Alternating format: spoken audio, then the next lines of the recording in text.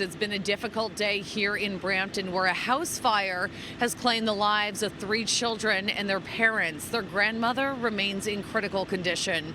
Now, what we know about the situation, about what happened here so far, is that multiple 911 calls were made around 2 o'clock in the morning. And when the fire crews arrived, flames were bursting through the windows here on the top floor. I can't wrap my mind around it. I can't. There's no way to wrap my mind around it. Knowing how the kids are so young and the family is a young family. A neighborhood in mourning as residents come to grips with the unthinkable. A family of 5, including 3 children, were killed in this house fire. Raven Ali O'Day and Nazir Ali have been identified as the mom and dad. And according to Peel Police, their children, Aaliyah, Jaden, and Layla, were 11, 8, and 6 years old. Our hearts are absolutely breaking at what happened here today. To lose 3 children and 2 adults, it's absolutely tragic. At this point, the grandmother remains in critical condition after narrowly escaping while 2 people living in the basement made it to safety. The flames broke out just after 2 a.m., and witnesses say they could hear people shouting for help.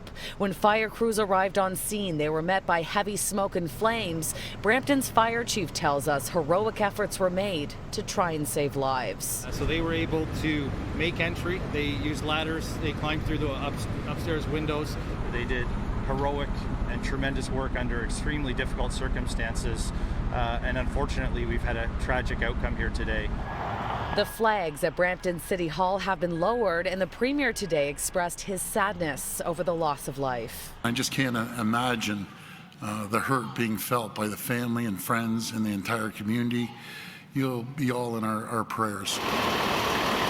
It's been a deadly year for house fires here in Ontario, with more than 50 people killed since January. The latest tragedy comes less than 3 months after 3 young Brampton brothers lost their lives. I'm being told the same fire crew responded to the tragedy here this morning.